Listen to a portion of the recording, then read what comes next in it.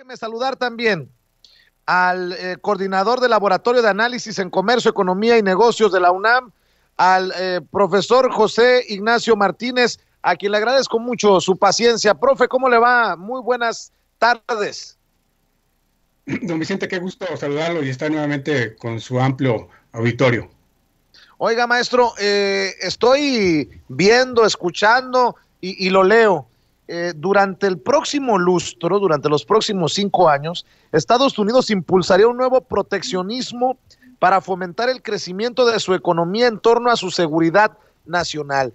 ¿Cómo cambia la posibilidad de que Joe Biden llegue a la presidencia? ¿Cómo cambia el panorama para nuestras relaciones bilaterales desde su perspectiva, maestro? Muchas gracias. En absoluto va a cambiar nada a raíz de que Estados Unidos tiene un marco jurídico construido desde 1933, pero con la base de los padres fundadores.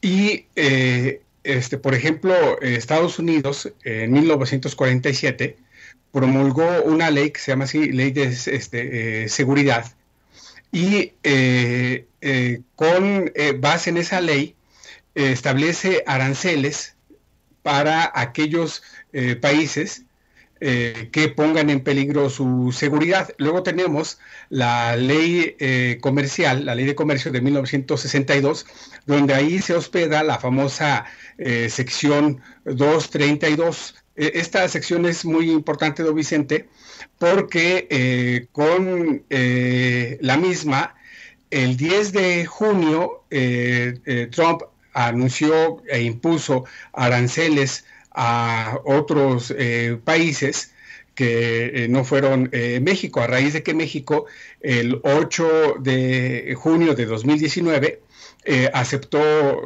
un acuerdo en 4 puntos. Uno, recibir a los solicitantes de asilo en Estados Unidos y en espera a que Migración les dé la respuesta, los tenemos ahí esperando en Tijuana.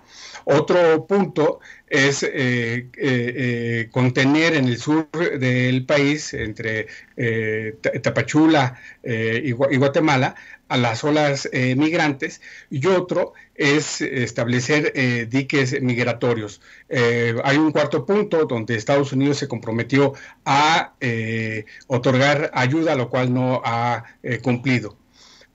Otra ley, don Vicente, es la de 1974, que se refiere a establecer bajo cuotas compensatorias aranceles a países que vendan más barato, a empresas que vendan más barato en el mercado de Estados Unidos.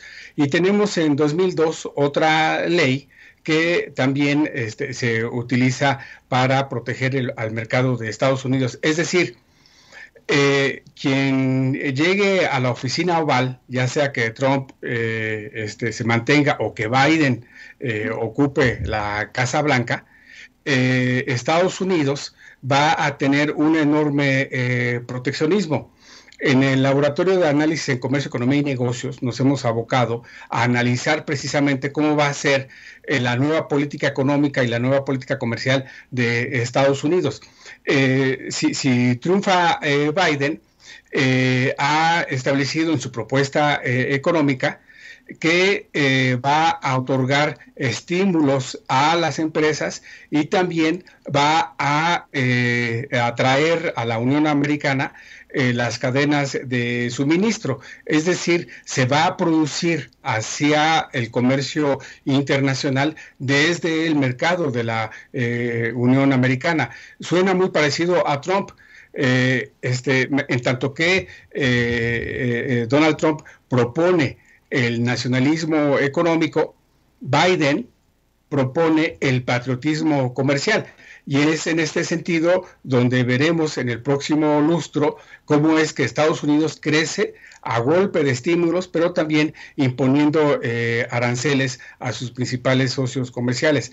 ¿Qué es lo que va a suceder con México? Algo muy importante que es aquí necesario recalcar, don Vicente, es que ayer México, la Secretaría de Economía, en muchas ocasiones en su programa hemos criticado fuertemente a la doctora Graciela Márquez, y hoy hoy sin duda hay que aplaudir lo que logró junto con la subsecretaria de Comercio, la doctora Luz María de la Mora, a raíz de que México ayer logró con Estados Unidos precisamente un importante acuerdo para quedar a salvo de la ya pronunciada sección 232 y por lo tanto a México no se le estarían estableciendo esos aranceles que quien ocupe la oficina oval en primer lugar se lo van a establecer nuevamente a China, a Corea, a Brasil, ¿no? Por supuesto a Japón, y los van a obligar a negociar. México afortunadamente ya logró un importante acuerdo. Le preguntaba si van a cambiar las cosas porque estaba leyendo un artículo del Financial Times de hace unos días. Esta publicación que es muy respetada alrededor del mundo, pensemos lo que pensemos de su línea editorial. Y dicen en el Financial Times que en Latinoamérica se preocupa el trato más duro que pueda ofrecer Joe Biden si llega a la Casa Blanca. Dicen que se enfocará en cambio climático, en derechos humanos y en corrupción, y que sus decisiones, sus posturas no dejarán muy contentos a los líderes de la región. Y fíjese cómo son las cosas. En los primeros 2 párrafos del artículo, con fecha del 30 de octubre, firmado por Michael Stott y Jude Weber, dicen que el presidente Andrés Manuel López Obrador le dio como consejo al nuevo presidente de Argentina, Alberto Fernández, cómo hablar de cómo lidiar con el presidente Donald Trump, y que, cito textualmente, que le dijo: con Trump tú puedes hacer lo que quieras, nada más no le digas nada, no te confrontes con él y vas a estar bien. Y bueno, pues precisamente hablan de cómo ha negociado el presidente Andrés Manuel López Obrador la posibilidad de un cierre en la frontera, los impuestos y los aranceles, en fin, todas estas situaciones. Por eso se lo preguntaba, si no va a haber cambios sustanciales, ¿la forma cambiará? Sin duda, aquí es importante destacar que hay países que desde Washington, gobiernos que desde la Casa Blanca no tienen las simpatías de la élite gobernante en Estados Unidos. Estamos hablando, por ejemplo, de Maduro, de Cuba, de Bolivia, ¿sí? Y es ahí donde sí va a haber una fuerte presión para poder tener nuevamente gobiernos simpatizantes de Washington. ¿Qué es lo que sucede con México? Vamos a tener una fuerte embestida por parte de Biden, si es el triunfador, en el sentido de que va a presionar bastante para hacer cumplir lo ya pactado en el artículo 23.4 y 31.1 y el anexo de este artículo del TEMEC, que se refieren precisamente a derechos laborales, y terminar con la práctica de subcontratación, de lo que se conoce como el mecanismo de outsourcing.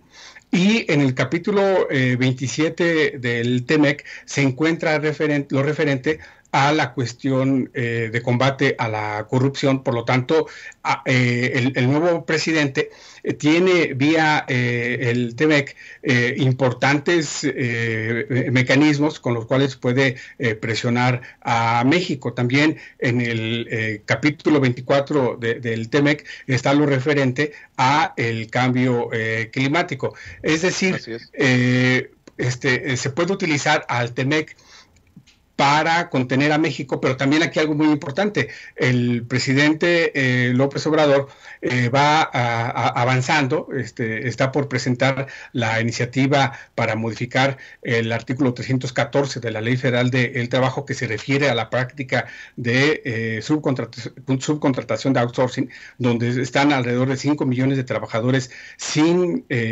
seguridad social, sin seguridad en su trabajo, y también tenemos en puerta modificaciones importantes a la cuestión energética, que es otro tema que preocupa mucho a Biden, y así lo ha mencionado. Veremos en el primer trimestre de 2021, una vez que venga la asunción el 20 de enero próximo, y sin duda desde la Cancillería se está tejiendo fino para comenzar a hacer los amarres respectivos para poder entablar un mecanismo de cooperación con el nuevo gobierno en Estados Unidos. Y esto, claro, sin duda, lo ha estado trabajando el canciller Ebrard, y por supuesto el presidente López Obrador está haciendo importantes labores en su quehacer para precisamente ir preparándose en torno a lo que pueda venirse con Biden principalmente. Maestro José Ignacio Martínez, coordinador del Laboratorio de Análisis en Comercio, Economía y Negocios de la UNAM, ¿en dónde pueden verlos? ¿En dónde pueden leerlos? ¿En dónde la gente puede seguir al pendiente de sus opiniones, maestro? Muchas gracias, don Vicente. En redes estamos como LACEN MX, LACEN, LACEN, del Laboratorio de Análisis en Comercio, Economía y Negocios, y de ahí tenemos importantes aportaciones sobre el quehacer de la economía, el impacto social en la parte del trabajo, y por supuesto también ponemos las entrevistas que tenemos con usted, lo cual para nosotros son muy importantes. Le agradezco mucho, maestro, y estamos al pendiente. Que pase excelente viernes. Muchas gracias, un abrazo. Cuídese.